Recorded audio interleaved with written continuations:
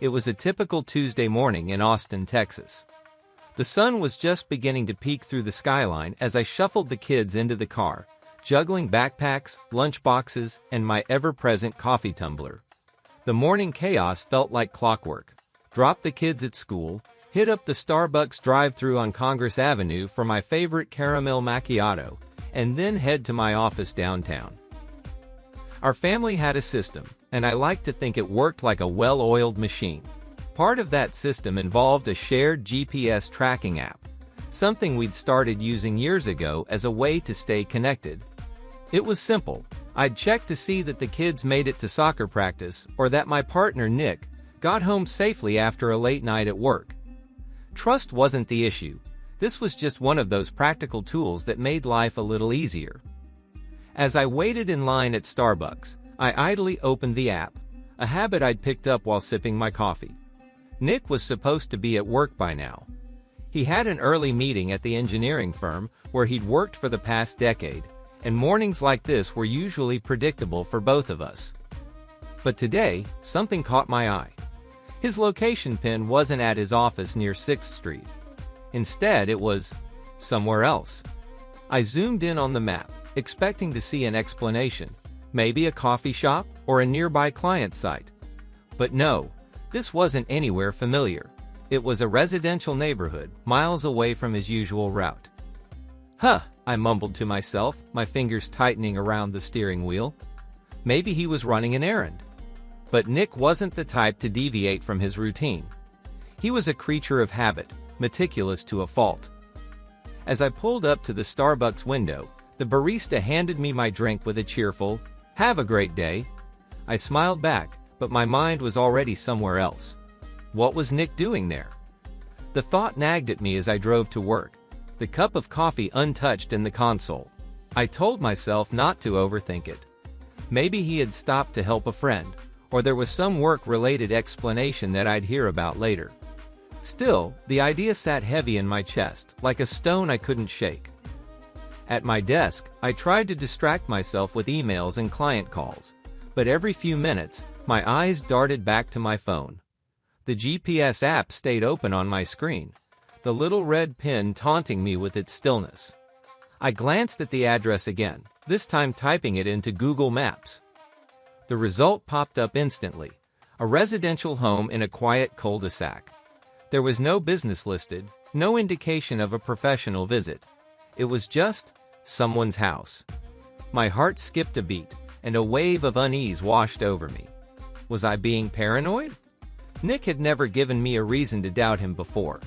But then again, why would he be there? The hours ticked by painfully slowly. By lunch, I'd convinced myself to let it go. He'll explain it tonight, I thought, trying to shake off the suspicion. But as I stared at that blinking red dot one last time, I couldn't ignore the growing pit in my stomach. Something didn't feel right, and for the first time in our marriage, I wasn't sure I wanted to hear the explanation. Settling into my desk at the office, I tried to shake off the gnawing unease from earlier that morning.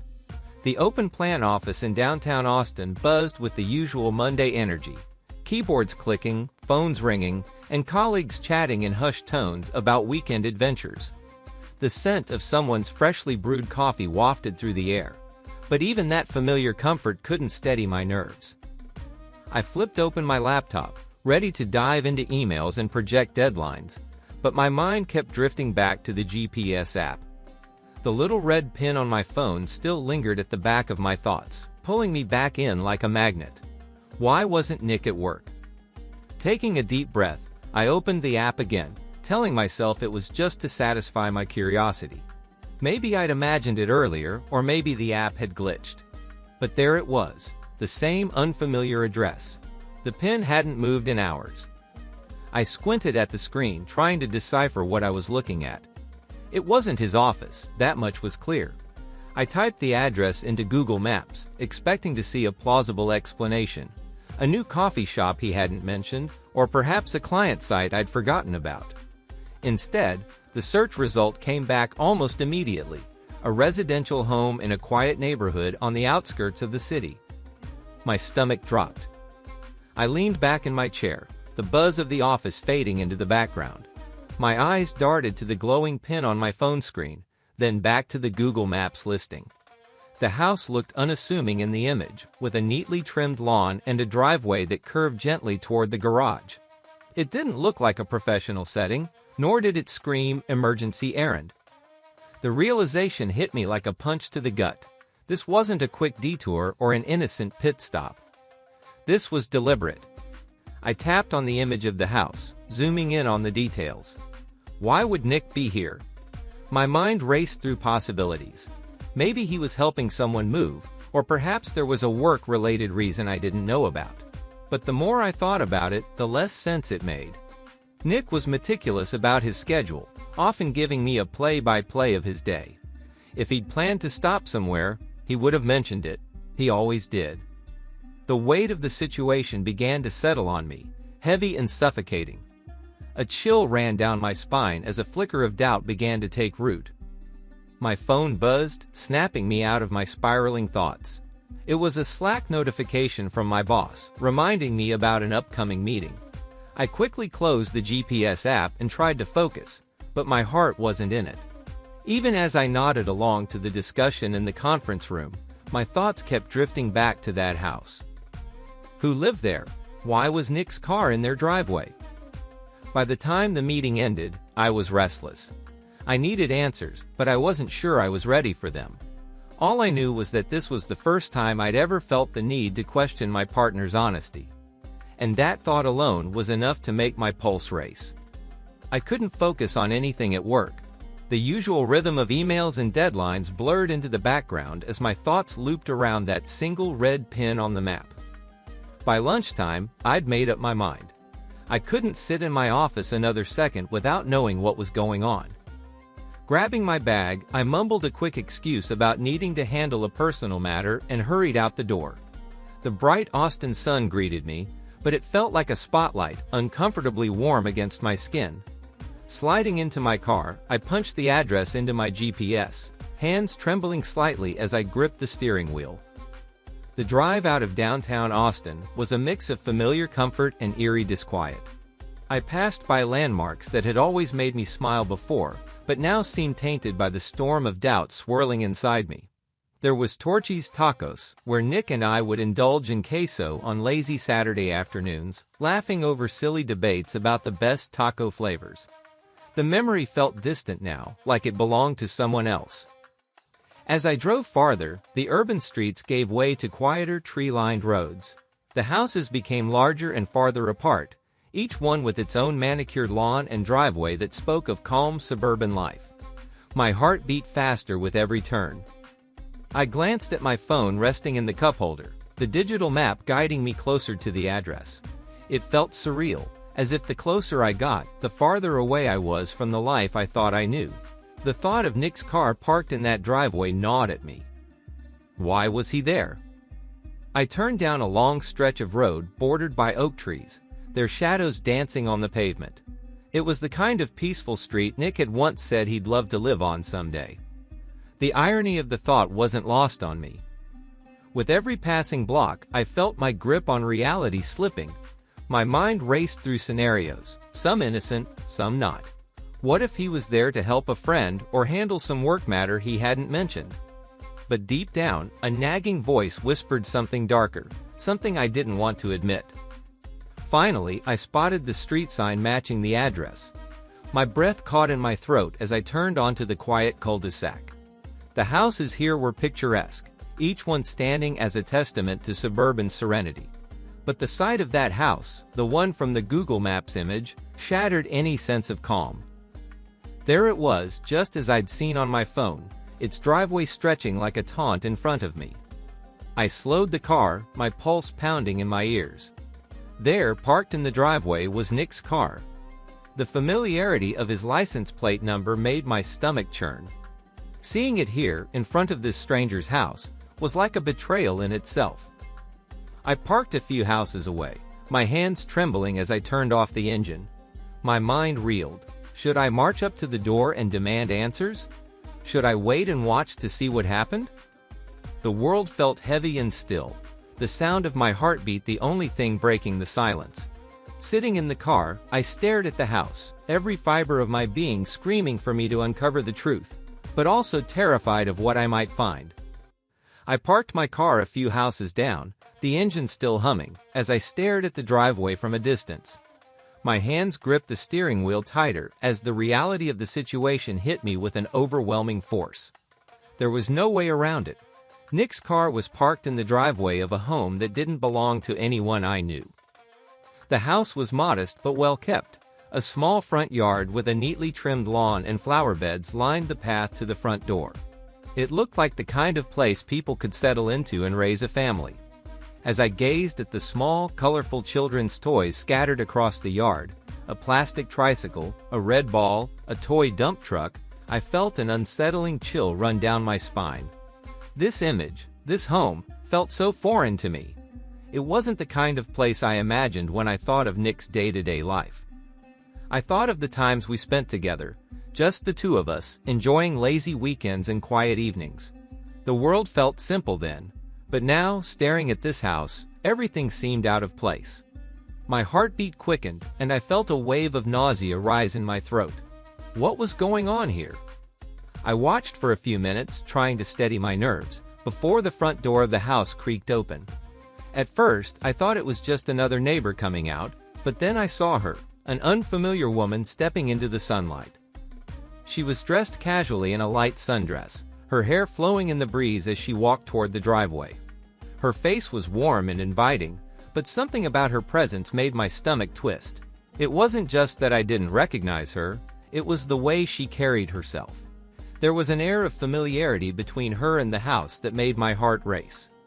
But it wasn't until she reached Nick's car that my blood ran cold.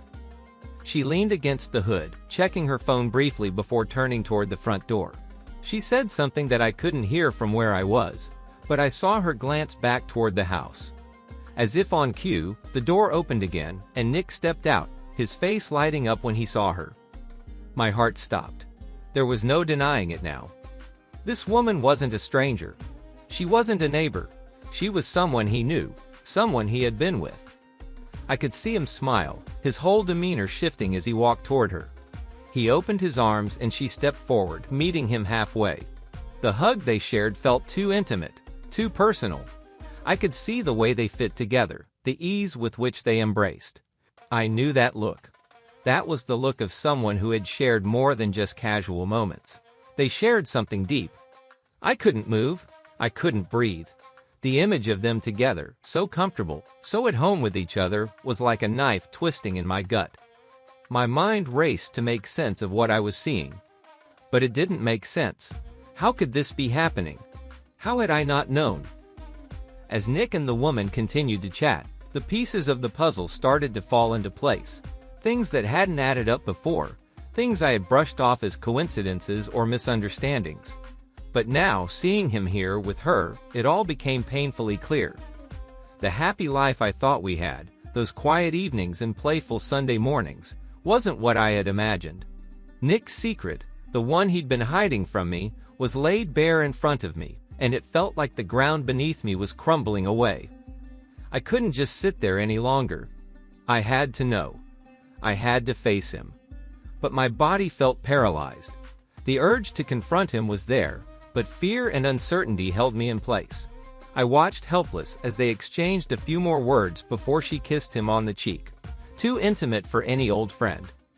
That was when I knew. My worst fears had come true. Nick had been hiding something from me, something far more serious than I could have ever imagined. And I had just seen it with my own eyes. It was a quiet evening when Nick finally walked through the door, his expression calm, but with an edge of nervousness that I couldn't ignore. He tossed his keys onto the kitchen counter and gave me a quick smile, the kind he always used to greet me after a long day at work. But tonight, that smile felt hollow, like an actor trying to maintain a role in a play that had already turned into a tragedy. I sat at the kitchen table, my hands gripping the edge, my body tense as a coiled spring. My heart was still pounding from what I had witnessed earlier, from the woman in his driveway, from the intimate embrace that had shattered everything I thought I knew about our life together. "Hey babe, long day?" Nick asked, walking over and leaning in to kiss me on the cheek. I flinched slightly, the contact almost too much to bear. "Don't," I said softly, my voice shaking despite my efforts to stay composed. "We need to talk." Nick paused, his brow furrowing as he took a step back. "What's going on? You're acting weird." He tried to play it off, but I could see the uncertainty in his eyes. "You weren't at work today, were you?" I asked, my voice steady but with an edge of anger creeping through. "You were in someone's driveway, not your office." "In her driveway." Nick's face went pale. The color drained from his features, and I could see the moment he realized that the lies had caught up with him. He opened his mouth as if searching for the right words, but nothing came out.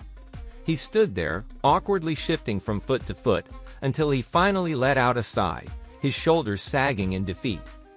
"How did you know?" His voice was barely above a whisper, like he already knew the truth was inevitable. "I followed you," I said, my words sharp, the sting of betrayal coating each syllable. I saw you with her." "Don't lie to me, Nick." For a long moment neither of us spoke. The silence was deafening, heavy with the weight of everything unspoken. I could feel my chest tightening, the tears threatening to spill over, but I fought them back. I wasn't going to let him see me crumble, not yet. Nick finally ran a hand through his hair, his eyes avoiding mine. "Look, it's not what you think," he started, his voice shaky. It's not like that. It wasn't supposed to happen." My stomach twisted at his words. "Not like what, Nick? You were with her, in her driveway. You hugged her. You kissed her on the cheek. Tell me, what exactly was that supposed to be?" He winced, as if the truth was something he couldn't bear to face, even as it hung between us like a guillotine, ready to drop. "I didn't mean for it to go this far. We were just talking. Things were complicated, okay?" "We were just talking?" I interrupted, the anger finally breaking free. "You've been talking behind my back with her? How long, Nick? How long has this been going on?" I don't know. "A few months maybe," he admitted, his voice barely above a whisper. "It was a mistake. I never meant to hurt you. You have to understand." I felt my breath catch in my throat. A few months? The anniversary dinner we had just celebrated at Olive Garden, the times we'd laughed over a glass of wine, the quiet evenings spent watching our favorite shows. It all came crashing down in that one moment. Those memories, those moments I had cherished, were now tainted by his betrayal. "You really expect me to believe that?" I said, my voice growing cold. "All those dinners, those weekends away, all the things we shared. And you were seeing someone else? You were lying to me this whole time?" Nick dropped his head, his hands trembling as he rubbed his face. "I'm sorry. I didn't want you to find out like this. I never meant to hurt you. It just happened." His words felt like daggers, each one twisting deeper into my heart. How could he sit there, looking so remorseful, yet still try to minimize what he had done? The affair wasn't just some mistake, it was a deliberate choice. A betrayal of trust, a breach of everything we had built together. "But you did hurt me, Nick," I said, my voice barely above a whisper. "And now, I have to figure out what to do with this. This mess you've made of our life." Nick reached out, his hand hovering in the air as if he wanted to touch me, but I pulled away, too hurt, too angry to let him get any closer. "I don't know if I can fix this," he said softly. "I want to, but I don't know if it's enough."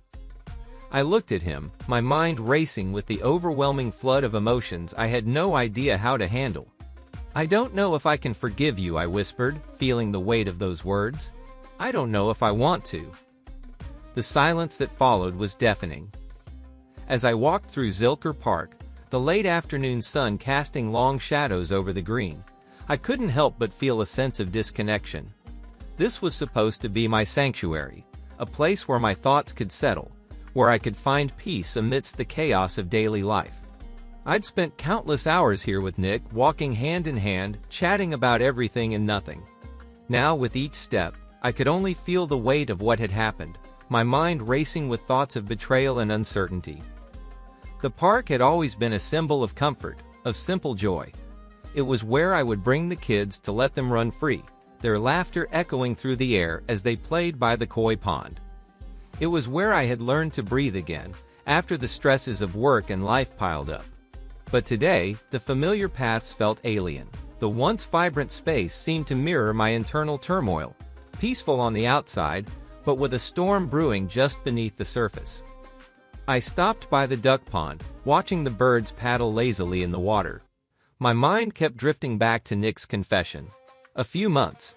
That's how long it had been going on, and I couldn't shake the image of him with her, the way he had held her, how comfortable they seemed together. Was I just blind to the signs, or had he been hiding it so well that I never stood a chance of seeing it? I'd spent the entire evening replaying everything in my head, the anniversary dinner at Olive Garden, the night spent curled up on the couch watching our favorite movies, the plans we had made for the future. All of it felt like a lie now. The foundation of our relationship, built over years of trust and shared memories, had been shattered in an instant. And I had to ask myself, was it worth saving? As I sat on a bench, the cool breeze lifting my hair, I thought about my options. I had always believed in love and loyalty, in working through problems together, but this was different. How could I look at Nick the same way again? How could I trust him after everything he had done? But then there were the kids to consider. Our family wasn't just a couple of people in a house, it was a unit. Our lives were intertwined in so many ways, and they deserved stability, safety, and happiness. I couldn't ignore that. As much as I wanted to be angry and to walk away, I also had to think about the future. What was best for all of us? My phone buzzed in my pocket, interrupting my thoughts. I pulled it out to see a message from Nick. "I'm so sorry, please let me explain," it read. I stared at the screen, my fingers hovering over the keys. What did I even want from him? An explanation? An apology? Could any of it erase the hurt? The decision felt too heavy to make right now, and maybe that's what bothered me the most. I had to make a choice. Either forgive him, try to rebuild what had been broken, or walk away. Starting over seemed like the easiest option, but was it really? Could I ever truly let go of the years we'd spent together, the memories we'd made? Or would I always look back with regret, wondering what might have been? As I stood up and continued walking through the park, the sun dipping lower in the sky, I realized something. I didn't have to make a decision today. Maybe what I needed most was time. Time to heal, time to think, and time to decide what I truly wanted. Did I still love him? Could I still see a future with him? Or was it time for something new? The truth was, I didn't have the answers. But for the first time in a long while, I felt like I was starting to reclaim my own power. I wasn't just waiting for someone else to make the choice for me. I had a voice, and I would use it to guide me through this. Whatever happened, I would move forward. Whether that meant healing with Nick, fighting for our relationship, or choosing to start anew. As I made my way to the exit of the park, the path ahead still uncertain, I couldn't help but wonder, how would I look back on this moment? Would I regret staying, or would I be proud of choosing my own happiness, regardless of the pain it might take to get there? And in that moment, with the world around me still spinning, I knew one thing for sure. This was the beginning of my new journey, one way or another.